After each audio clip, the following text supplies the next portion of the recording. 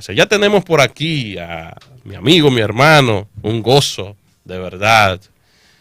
Un hombre que Dios definitivamente ha estado usando en los últimos años y que el pueblo de Dios en Puerto Plata, en toda la República Dominicana y en el mundo ha sido bendecido con Pedro Marrero, cariñosamente Amaury. Así que bienvenido, mi hermano querido. Gracias por aceptar nuestra invitación para abrir este espacio, este programa, Marrero.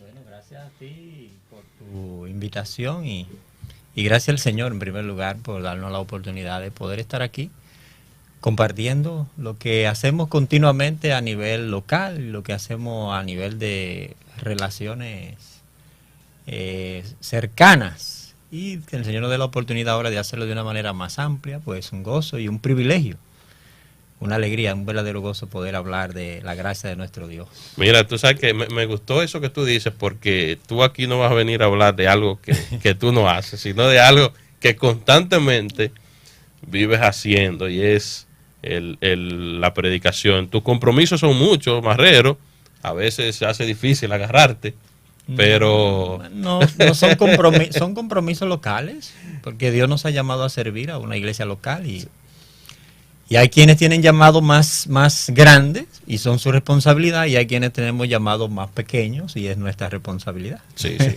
Mira, al final, luego que tratemos el tema, yo quiero que tú rápidamente nos hables un poquito del libro que escribiste y cuáles proyectos más que yo sé que están por ahí pudieran venir en un futuro. Pero vamos al tema, Marrero. La gracia de Dios y cómo se ha manifestado en toda la Biblia. Definitivamente que tenemos que comenzar contestando la pregunta, ¿qué es la gracia? Claro, si comenzamos con una definición, que es la gracia, tú sabes que como iglesias y como hombres de Dios siempre hemos manejado alguna definición de la gracia de Dios, y tradicionalmente lo que hemos dicho es que la gracia es el regalo inmerecido de Dios hacia nosotros. Es sumamente precisa esa definición. Yo creo que sí, que eso es lo que resume el concepto de gracia en las Sagradas Escrituras. Ahora, yo entiendo que quizás no deberíamos comenzar netamente con la definición de la palabra gracia, sino con la persona misma de Dios. Porque cuando hablamos de la gracia, estamos hablando de la expresión de lo que Dios es. Y también nosotros tenemos esa conexión siempre de la gracia con el pecado, que lo cual también es correcto, ¿verdad? Porque dice también la Sagrada Escritura que cuando abundó el pecado, sobreabundó la gracia. Ahora, si como te digo, la gracia es la expresión de Dios mismo, antes de que el pecado fuese una realidad activa, ¿verdad? En el universo, ya había manifestación de gracia, porque el pecado entra en el capítulo número 3 de Génesis, pero gracia ya encontramos desde Génesis capítulo 1 y Génesis capítulo número 2. Entonces, la gracia es lo que nosotros, tratando de ampliar esa definición, nosotros podríamos denominarlo como la expresión de la esencia de Dios. La expresión de la esencia de Dios. En relación, ¿verdad? En este caso, porque sabemos que Dios tiene una actividad interna en la Trinidad, en la que hay una manifestación increíble de sus atributos, una manifestación profunda de su ser, pero con relación a lo que es fuera de la Trinidad. O sea, Dios decide crear, y en ese caso entramos nosotros y entra el universo. Todos sus tratos con la creación están basados en esa expresión de gracia de nuestro Dios. Es decir, que la gracia no se puede separar de la persona de Dios. No, imposible. O sea, la gracia no es... Claro, nosotros podemos decir que el transcurso de la historia es una intensificación de la gracia de Dios. O sea, a la medida que se va desarrollando la historia bíblica, lo que nosotros vamos encontrando es a ese Dios de gracia haciendo manifestaciones cada vez más amplias de sí mismo, o sea, de su gracia. Poner un ejemplo, cuando la nación de Israel peca con el becerro de oro, que es una cuestión grosera, porque han recibido una manifestación de gracia extraordinaria, o sea, el éxodo y la redención, las 10 plagas, sacarlo de Egipto, llevarlo por el camino, abrir el mar, darle maná, darle agua, la nube de gloria en el día, en la noche, toda esa manifestación de la gracia de Dios. Cualquiera dice, bueno, ya Dios llegó al tope, o sea, no se puede seguir, no se puede ir más allá de abrir el mar, de dar maná, agua de la roca, o sea, ya estaría bien. Es una manifestación esplendorosa de la gracia de Dios. Ahora viene lo del becerro de oro, ¿qué va a pasar? O sea, cualquiera dice, no, se acabó, porque ya Dios ha hecho una manifestación demasiado grande de su gracia. Pero ¿qué es lo que sigue? Moisés intercede por el pueblo, Moisés le dice a Dios, muéstrame tu gloria, y Dios va a hacer una manifestación de su nombre y de su gloria, y cuando Dios lo hace a Moisés, ¿verdad? Estamos citando, no estamos leyendo directamente, sino citándolo, la proclamación del nombre de Dios es, Jehová, Jehová, grande en misericordia, tardo para la ira. Entonces, esa revelación, esa muestra de la gloria de Dios a Moisés, es la comunicación de ese nombre. ¿Cuál nombre? De que el nombre de Dios o el ser de Dios es grande en misericordia y tardo para la ira. Y entonces Dios hace otro despliegue mayor de su gracia, sanando a la nación, restaurando a la nación, no dejándola sin disciplina, claro está, pero sí sanándola y restaurándola para seguir con el plan luego de entrar a la tierra prometida. En ese momento, cuando Moisés pide a Dios que le muestre su gloria y Dios lo hace, podemos decir entonces que esa es una manifestación de la gracia de Dios. Es la comunicación del ser de Dios. O sea, lo que Dios le está mostrando a Moisés es su gracia. Su gracia. Porque lo que sigue es el perdón del pueblo. O sea, lo que Dios está tratando ahí es la sanidad del pueblo, la restauración del pueblo después de haber cometido ese abandono, ese pecado gravísimo de abandonar al Creador para adorar a la criatura. Y lo hace con una conciencia increíble, porque lo hace con la conciencia de que ha recibido redención, o sea, ha visto todo lo que Dios ha hecho en el camino y aún así deciden rebelarse. O sea, es un pecado con mano levantada, con un desafío prácticamente a todo lo que Dios había revelado. Entonces lo que el Señor hace es mostrar más gracia que la que ya había mostrado anteriormente. Entonces el ser de Dios, cuando miramos a Dios por dentro, que es lo que Dios está haciendo ahí con Moisés, mostrándosele, lo que encontramos es a este Dios infinito en su gracia. Nuestro Dios que lo que hace es, Juan lo dice que en él recibimos gracia sobre gracia. Entonces lo que tenemos en el desarrollo de la historia es un despliegue de la gracia de Dios sustituida por otra gracia de Dios, lo que es el ejercicio continuo de la gracia de Dios. Mira, Marrero, tú hablabas de la gracia de Dios en el principio, antes del pecado. A veces uno relaciona la gracia con el pecado inmediatamente. Pero ¿cómo nosotros podemos ver la gracia desplegada de Dios antes del pecado? En los primeros, podría decirse, 2 capítulos de Génesis. De Génesis, sí. Yo creo que hay que comenzar anterior, antes de la creación. Tú dices, vea que ¿por qué hay que decir que tenemos que comenzar anterior, antes de la creación, para hablar de la gracia de Dios? O sea, sobre el concepto de que estamos diciendo de que la historia lo que es un despliegue de esa gracia. Pregunto, ahora soy yo que pregunto. Dale. ¿Era necesaria la creación? O sea, ¿Dios estaba obligado a crear? Definitivamente que no. No, ¿por qué? No. Porque Dios es un ser autosuficiente. O sea, Dios no necesita nada para ser feliz más que Él mismo. Dios no necesita nada para tener gozo más que la propia relación entre el Padre y el Hijo y el Espíritu Santo. Que el Señor dice, este es mi Hijo amado en quien tengo complacencia. Entonces, si el Padre ha tenido siempre complacencia en el Hijo, no necesita nada más que al Hijo para siempre tener complacencia. O sea, para siempre estar feliz. De hecho, es tanto así que lo que el Padre hace en el transcurso de la historia es hacernos semejante a su Hijo. Porque si el Padre sintiera complacencia en nosotros siendo diferente a su Hijo, entonces tendría una competencia. Para que el Padre, para que nosotros podamos también tener complacencia delante del Padre, tenemos que ser semejante a su Hijo. Y el plan de la historia, el propósito de la historia es que lleguemos a ser a semejanza de su Hijo. Entonces, el Padre siempre ha tenido felicidad absoluta en la relación con el Hijo. El Padre ama al Hijo, el Hijo ama al Padre. Entonces, ¿para qué crear? No es para mejorar su autoestima, porque Dios no tiene esa deficiencia.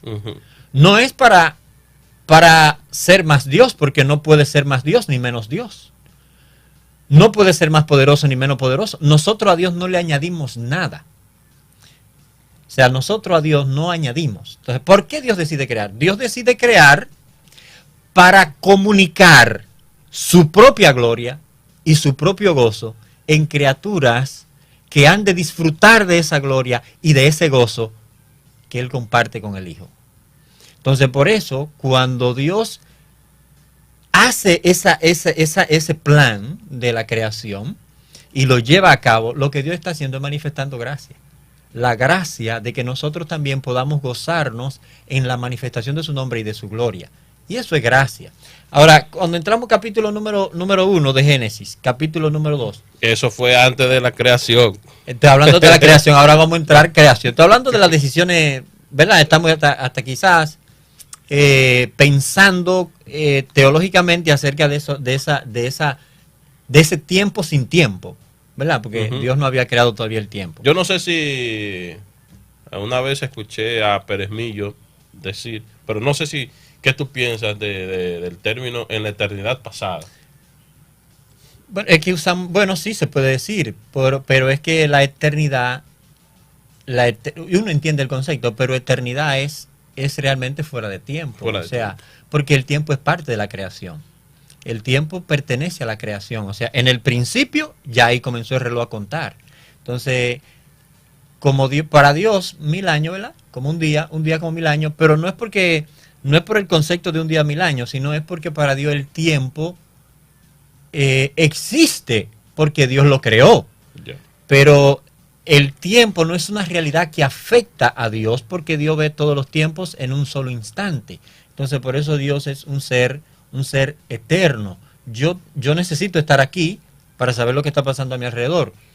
Pero Dios no está limitado al espacio ni al tiempo. Dios puede ver todas las cosas en un instante. No importa que sea tiempo pasado, presente, futuro. Para mí es tiempo pasado, presente, futuro, pero no para Dios. Entonces, eso entra también dentro de lo que es la misma manifestación de la gracia de Dios, porque Dios ve el plan completo. Quienes vamos experimentando la gracia en el transcurso de la historia somos nosotros, porque somos quienes estamos limitados a estos espacios, a estos intervalos. Dentro de esos intervalos en el que vivimos, entonces Dios va comunicándose a nosotros porque somos criaturas y tenemos nuestros límites. Dios va revelándonos más y más de Él. De hecho, cuando nosotros estemos en la eternidad futura con Dios, con nuestro Dios, no dejaremos de conocerlo. No dejaremos de seguir experimentando su gracia. Su gracia. Y eso es importante. Aún estando en el cielo, seguiremos experimentando la gracia de Dios.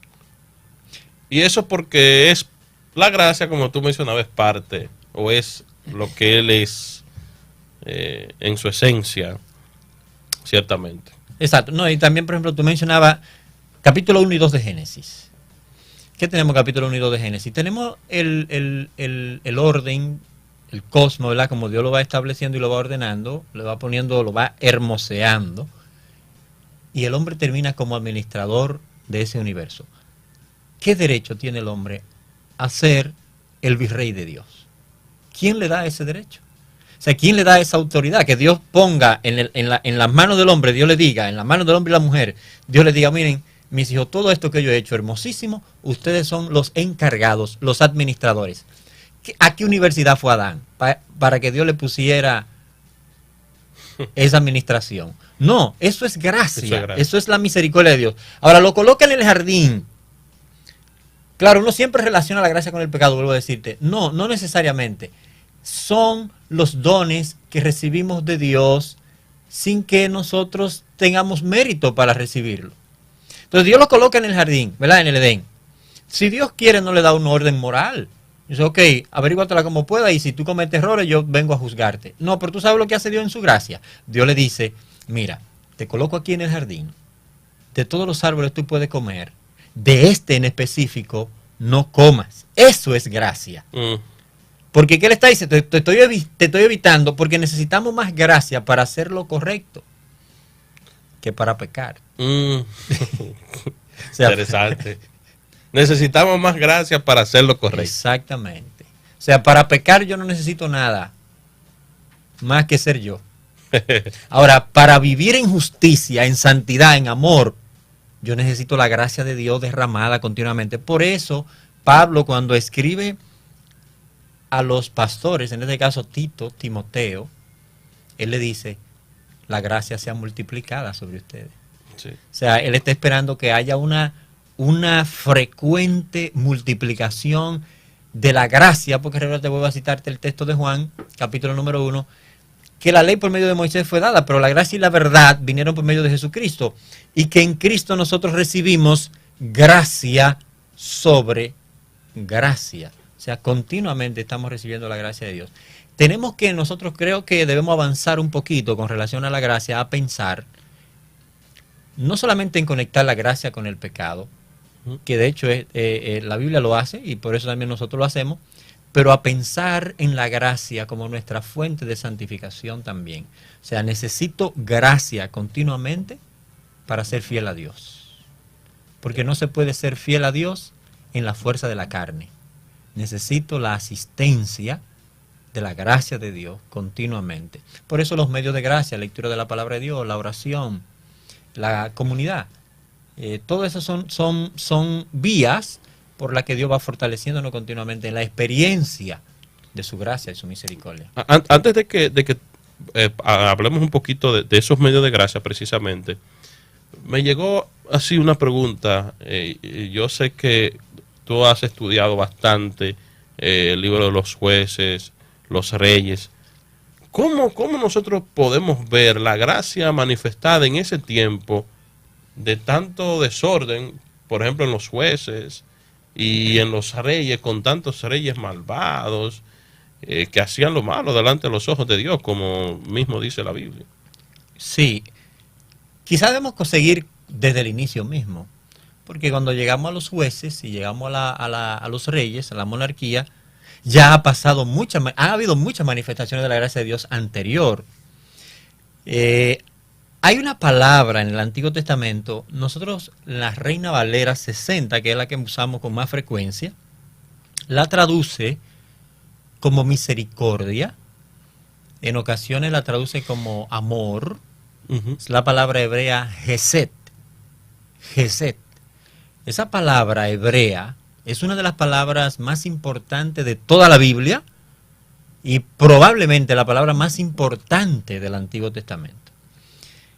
Precisamente cuando dice en las Sagradas Escrituras, Jehová grande en misericordia, es la palabra, precisamente la palabra Gesed, y en otras ocasiones cuando se menciona misericordia es la palabra Gesed. Ahora, algunos estudiosos señalan el significado de esta palabra como, o quizá debería traducirse, pero así quizá sería una frase, el amor fiel de Dios. O sea, es el compromiso de Dios a amar con fidelidad. De hecho, la Reina Valera también la traduce fidelidad en algunas ocasiones, a su pueblo, pero no por los méritos del pueblo en sí, sino porque esa es la esencia de Dios. O sea, Dios se compromete a amar de manera fiel. ¿Qué pasa en los jueces? ¿Cuál es el ciclo de los jueces? El ciclo de los jueces es, el pueblo peca, viene un pueblo enemigo y lo domina, claman, y Dios viene en su misericordia, en su amor fiel, y los rescata. Cada ciclo de eso es una manifestación de la gracia de Dios. Viene la monarquía, pero antes de la monarquía, entre los jueces y la monarquía, tenemos el libro de Ruth. Entonces tú dices, ¿y qué hay en el libro de Ruth? Si tú lees el libro de Ruth, en el capítulo número 2, una de las palabras que tú vas a encontrar, aunque es una palabra, en el caso, está traducida como gracia en el libro de Ruth, hay algunas variantes, ¿verdad? Una palabra diferente hebrea, pero pero el significado es prácticamente el mismo. Si usted da cuenta, Ruth dice frecuentemente, yo he hallado gracia delante de tus ojos, para referirse a vos. Y cuando la envía a Noemí, le dice, ve y ante el varón que tú halles, gracia. Entonces, ella está en una situación de miseria. Muere el esposo de Noemí, mueren el esposo de las jóvenes, no hay esperanza. ¿Qué es lo único que puede rescatarla? La gracia. Entonces, en el tiempo de los jueces, Dios está obrando con gracia para una familia, para levantar al futuro rey, en este caso David, y todo eso es manifestación de la gracia de Dios. Llega la monarquía. Muy bien, tenemos la monarquía unida con Saúl, con todos los problemas que habían, David, luego Salomón. Hasta ahí hubo cierta fidelidad en cuanto a que no hubo idolatría. Pero viene la monarquía dividida.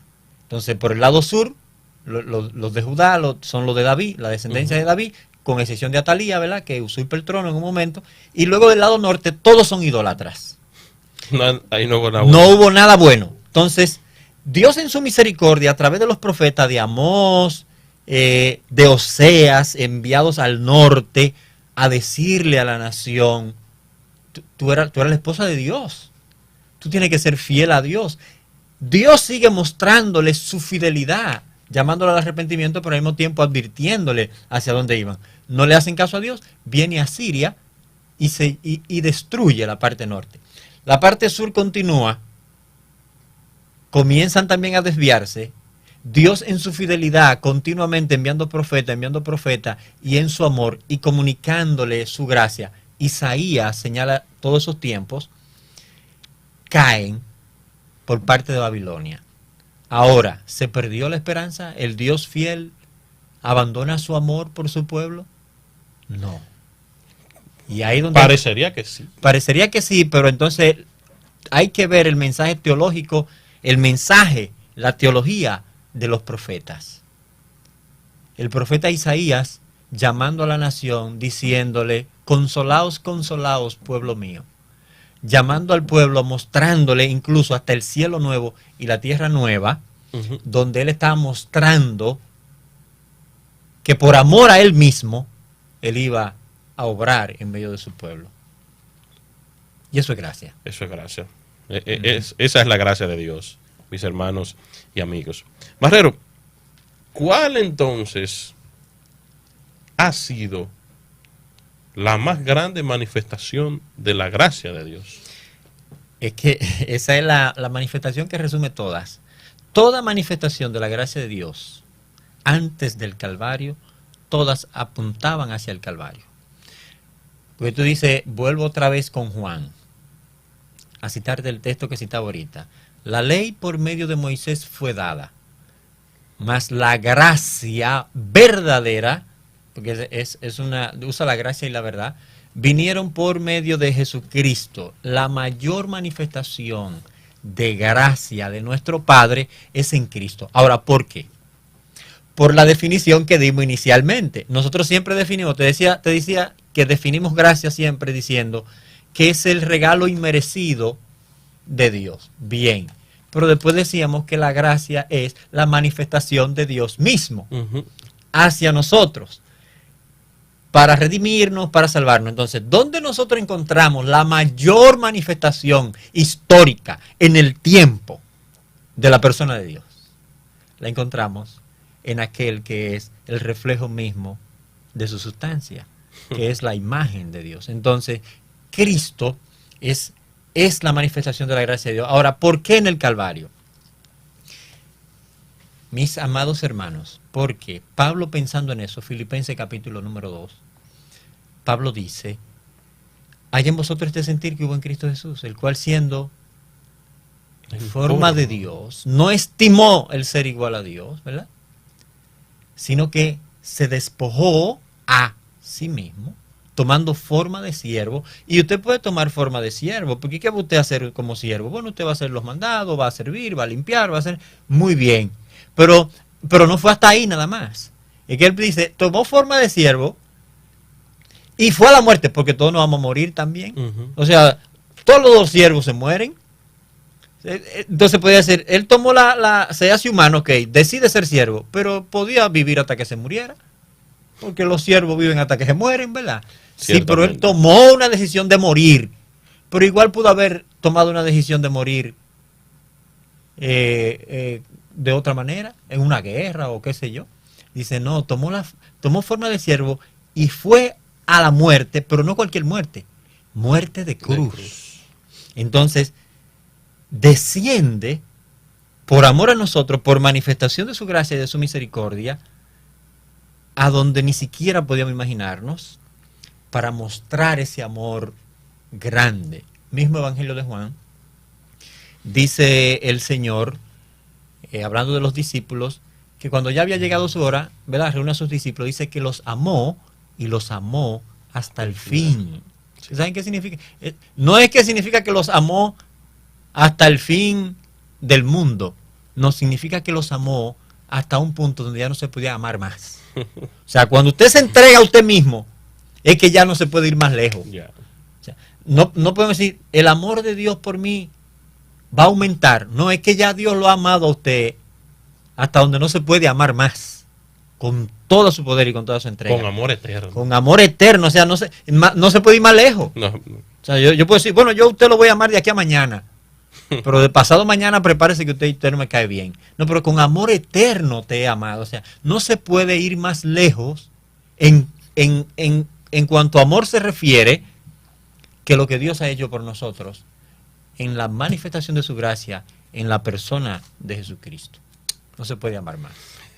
Definitivamente que al ver esa manifestación tan gloriosa de Dios al enviar a Jesús, no hay otra opción que caer rendido a sus pies y alabarle y bendecirle por lo que Él ha hecho en toda la historia, antes de crear el mundo, cómo se ha manifestado en favor nuestro. Marrero, antes de que nos hables un poco de ese libro que escribiste una vez, y quizás si se está trabajando en otro, palabras finales para este tema de la gracia de Dios. Bueno, creo que la intención de la gracia, de la manifestación de la gracia de Dios, es conquistar nuestros corazones con la gloria de Dios, porque en la cruz, que es la mayor manifestación de esa gracia, lo que tenemos es también la manifestación de la gloria de nuestro Dios. Y en Efesios del capítulo número 1 dice que todo ese plan Dios lo diseñó para la alabanza de la gloria de su gracia. Eso significa que nosotros alabemos a Dios por la manifestación de su gracia. Entonces la gracia tiene la intención de conquistar nuestros corazones, de traernos otra vez a que nosotros nos gocemos en la gloria de Dios. Entonces creo que como creyentes, como individuos, lo que hacemos es regresar a nuestra posición donde debimos haber estado siempre. ¿Cuál? Sometidos a Dios, en adoración a Dios, en servicio a Dios, y convirtiéndonos nosotros mismos en un reflejo de esa gracia, porque la gracia tiene que ver de manera vertical con nuestro Dios, pero también de manera horizontal. O sea, nosotros tenemos que dar lo que recibimos. Entonces, ¿qué significa eso? Que mi hablar contigo tiene que ser de gracia, mi relación contigo tiene que ser de gracia. Por eso dice Pablo que debemos dar gracia a los que nos oyen, en este caso en la conversación que edifica. Entonces, eso incluye todo, perdón, eso incluye el trato justo, eso incluye todas las relaciones personales que nosotros podemos imaginarnos, deben estar basadas en esa misma gracia. El Señor lo ilustra con el caso de los dos deudores, ¿verdad? El que debía mucho, el que debía poco. Entonces, debemos dar lo que recibimos. Ese mismo trato que recibimos de Dios. Entonces, Dios conquista nuestros corazones, primero despertando nuestra admiración por Él y también despertando nuestra conciencia de vida en gracia. De vivir en gracia. Amén. Mira, vamos a saludar a nuestro hermano Ángel Juli de la Cruz. El doctor. El doctor, pastor también, Templo Bíblico Sosúa Central. Saludos, mi hermano, y gracias por tu apoyo. Marrero, hace unos años escribiste un libro Se llama La Iglesia que debemos ser. Un libro, creo que fue hace como 6 años, ¿verdad? Sí, hace un tiempecito ya. Un tremendo libro. La pregunta es, ¿hay planes de escribir o estás escribiendo algo más? La iglesia que debemos ser fueron una serie de Primera Tesalonicenses. Yo no me considero un escritor. Eran las notas de los sermones. Sí, tengo mucho deseo de volver a escribir algo. No es fácil, porque no es fácil tampoco lo de la publicación. Claro, ahora uno puede hacerlo. Hay medios electrónicos como son mucho más fácil, ¿verdad? Sí tenía deseo tengo todavía, estoy soñando, escribir algo acerca del libro de Ruth, precisamente, como se citaba ahorita. Ahora estoy predicando en la Primera de Reyes. No creo, ¿verdad?, con el caso de Primera de Reyes, pero puede ser que algunas secciones, como quizá la vida de Elías, quizá algunos de esos, pero son solo sueños, o sea, no tengo son solo deseos que me gustaría. Vamos a orar por eso. Y usted, te lo agradecería. Y usted, mi hermano, que nos escucha, donde sea, ore por Marrero para que Dios le dé la guía para estos libros. ¿Has pensado en alguna segunda edición de La Iglesia que debemos ser? Hay hermanos que me han dicho, muchos hermanos me han dicho, otros hermanos quieren como que siguiera con Segunda Tesalonicenses, o sea, que ya es un poquito más, sí, el aspecto escatológico se amplía un poquito más por lo del capítulo número 2. Le he dicho exactamente que sí, que sigan orando, pero no he comenzado en sí un bosquejo, una cosa para comenzar un proyecto de comenzar a escribir ahí. Lo de la segunda edición sí me han dicho muchos hermanos. Lo he pensado, sí, lo he pensado. Y quizá uno de estos días, nadie sabe, si pido un permiso y ponte para eso. Y nos ponemos a ampliarlo y a revisarlo. Ponte para eso, mi hermano, que realmente es útil. Por cierto, Marrero mencionó Ruth, y en el canal de YouTube de la iglesia de Templo Bíblico Villa Montellano están esos sermones. Hay unos cuantos, Ruth, sí, de la serie de Ruth. De la serie de Ruth. Vaya a ese canal y nútrase de la palabra de Dios, de buena predicación. Nuestro hermano Carlos José Reyes, que un día de esto vendrá por acá también, está en una serie de Efesios. Sí, está predicando Efesios. Va en el capítulo 1, versículo 15. El rubio también, que se va a casar pronto, está en Primera de Juan. Sí, así es. Qué bueno, qué bueno. Gloria a Dios por ustedes, mi hermano.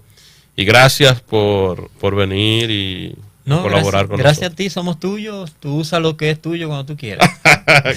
Gracias, mi hermano. A ustedes, mis hermanos y apreciados amigos que nos han sintonizado en este primer programa de Encuentros de Gracia. La próxima semana vamos a tener un invitado especial, muy especial. Al igual que Marrero, así de especial.